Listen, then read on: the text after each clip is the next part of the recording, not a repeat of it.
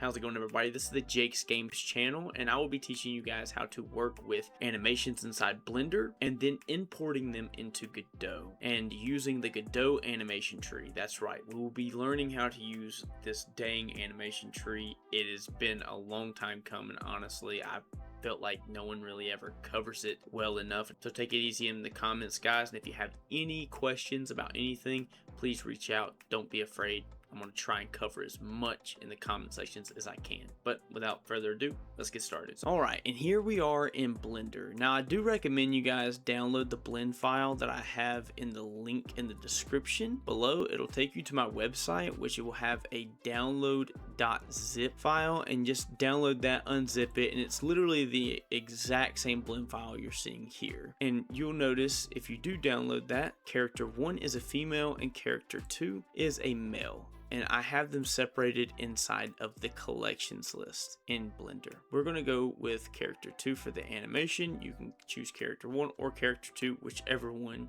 you see fit. And I also wanted to let you guys know that these are IK rigs from the waist down. So the legs are a little bit easier to animate and they flow very nicely. So let's talk about how to animate and prepare your animations for Godot. Now I know you're probably going to want to just start animating your character, but really we need to think of some things first. Honestly, you're going to want to animate the legs and the upper torso and arms separately. So you want to just get the legs as an animation, like a lower animation, and then you want to get the upper half of the body as an upper animation. You want them all to be different animations. Right now we're on layout. We need to go to animations right here, and then we're going to go right here to new action. This is an action that's going to be saved into the blend file, and also when you export as a gltf into Godot. Keep in mind we're only doing leg animations right now at first, and then we'll go and we'll make a top half animation for the arms and torso.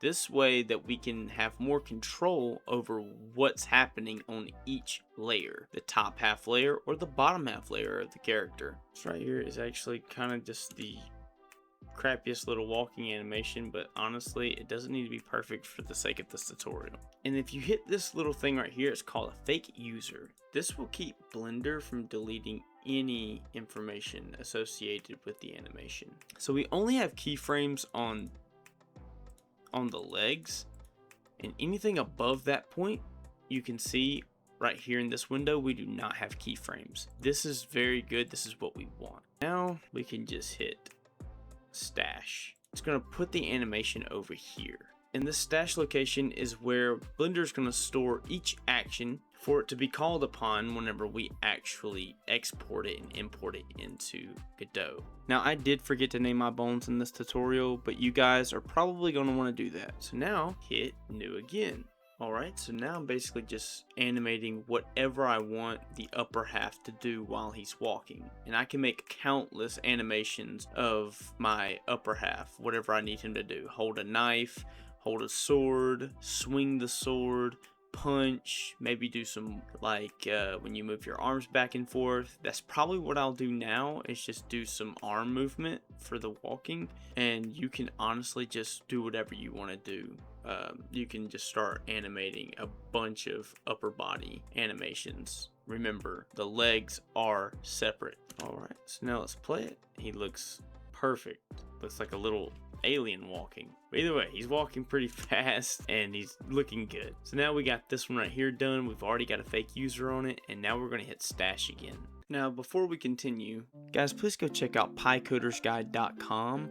This is literally my website that I made from the ground up. It's going to feature a lot of my future projects and downloadable content like you've seen on this video to help follow along with tutorials. Speaking of tutorials, I actually have tutorials on the website as well. They're my DIY projects that you can do at home. You can choose whether to do it on an iPhone or a PC. Now, I only have a few DIY tutorials on this website, but this website was just a reach to actually try and get a little bit of monetization out of my YouTube channel since I have such a low subscriber count. So visiting this website would definitely help me out a lot. Now back to the video. Now say I want to view my animation. This is great because we can go right here at the beginning of the timeline and I can click the check mark on the leg animation, the leg walk. All right. And then there we go. He placed the leg animation. And if we click on both together, they both sync. Now let's talk about the exporting process. We want to try and get this path. So the only way you can actually get the path of your Godot project, if you forgot, is literally go to where it says res right here, and then right click on it, and then go to copy absolute path. When you copy the absolute path, then you can go into Blender and actually start exporting. Everything will be deselected probably, so just hit A to select all. Make sure only the things that you want exported is visible inside the scene and selected. Then you want to go to File, and then go down to Export, and then go to gltf. Alright, if you come up here, you can actually paste the Godot project file path in this little section right here. Then we come over here to the settings, and you want to include all of these: selected objects, visible objects, active collections, and include nested collections. Then you want to make sure this right here, Y is up. You want to make sure that right there is definitely selected. Then you just hit export. Now if you go into your scene in Godot, go on your character and then hit new inherited scene. Boom. It'll open up an unsaved scene right here. Alright, let's get started on working on that animation tree. Go to your characters, animation player, you click on it, and then you should have all of your animations. So now what we're going to want to do is we're going to want to go to the plus button, and then we're going to want to add an animation tree. So if you do animation, an animation tree should definitely pop up. The animation tree settings are over here. Now we need to have an assigned animation player that has all of our animations in it. The only one that has all of our animations in it is this animation player right here connected to our character. So we can go right here to animation tree, go to right here and it says assign, and then you can just click on the animation player. That's going to load in all the animations into this animation tree from the animation player. Now right here where it says empty, we're going to add a new animation root node. It's going to be animation node blend tree. Alright, so basically we're going to right click in the void over here off to the side, and then we're going to add a state machine.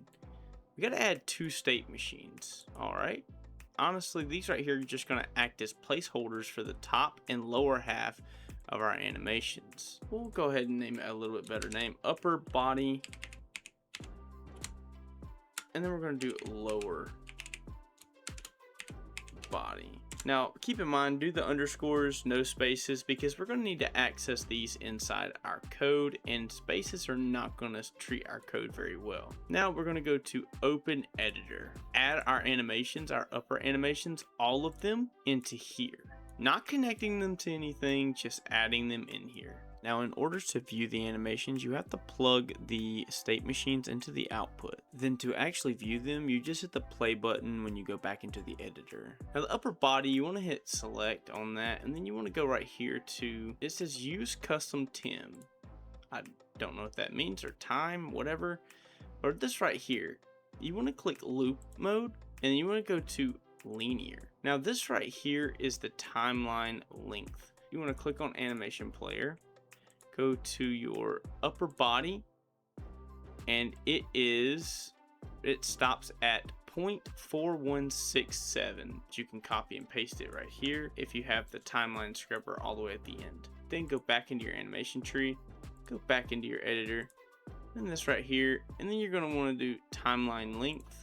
And then you want to type in, and you want to hit Control V. And then there we go. It looks exactly like it did in Blender. Now the zombie arms is just a pose. It's not really an animation. So I don't have to do the looping right here. Don't forget to put a linear loop mode on your leg animations. We're going to go back to the root and add an add to. Plug the upper body into the in and plug the lower body into the add. And then crank this number up to 1. Connect it to the output. Boom. Now we got him walking forever and ever and ever and ever. Now this is how you mix 2 animations together. Just have a state machine. You can name these states whatever you want. I name these states upper body and lower body. At the same time, you can control which state is apparent at any given time with code. And we're about to dive right into that now. So basically we're going to go right here. We're going to click on the very top low poly game character right here where I've saved it at the top of the parent tree. We're going to hit this little add script button, and then we can just keep this the same. It's going to be player.gd, and we can actually have a designated scripts folder, which usually is what I do. Add scripts, and then it should automatically be inside there. So character imports, scripts, and then player GD. Hit new. All right, so we should be up here with this right here. So we need to call our animation tree on. So we would say at on ready var animation. Oh, I'm so sorry about that. Actually, we would hit dot dot, which is the colon, and then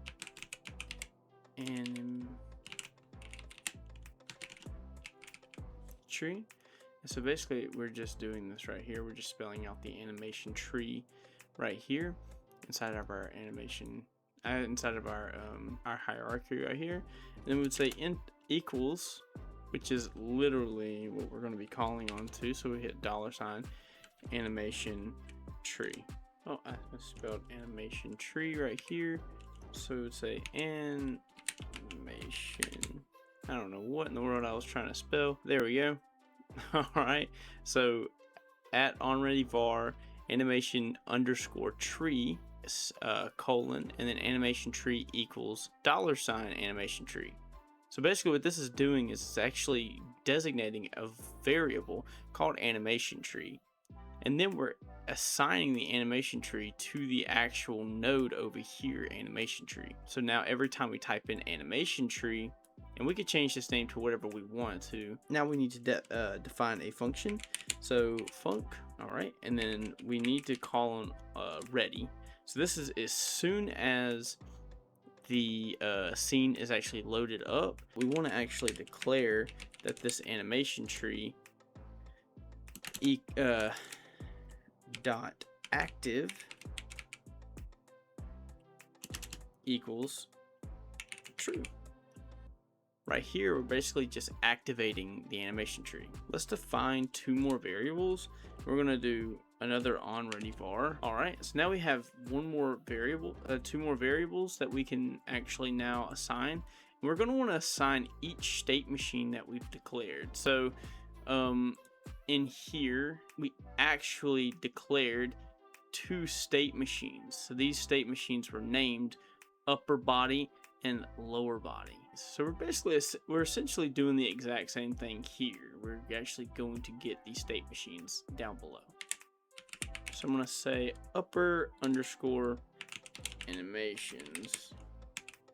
Now we need to copy and paste this right here and here. Now dot get. So basically what we've done so far is we've declared our variable, which is upper animations. Now we would say equals, and then now what we're doing is we're opening up the animation tree, which is calling on this variable, which is assigned to the actual animation tree within our scene. If you've named your animation tree something different, you would want to type that in to try and get it from that specific animation tree that you've created. Then you would want to type in parameters, and then / upper. What this is going to do is upper body. We're actually typing in what these right here are. Oh, hit 2 D's instead of 1, and then hit another / and then you would literally just type in playback.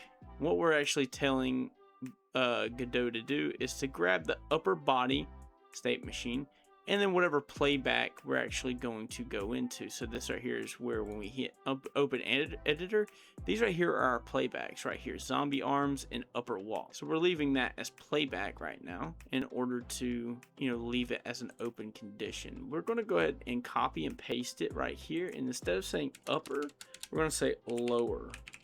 And the same thing goes for right here. Instead of saying upper, we're just going to do lower.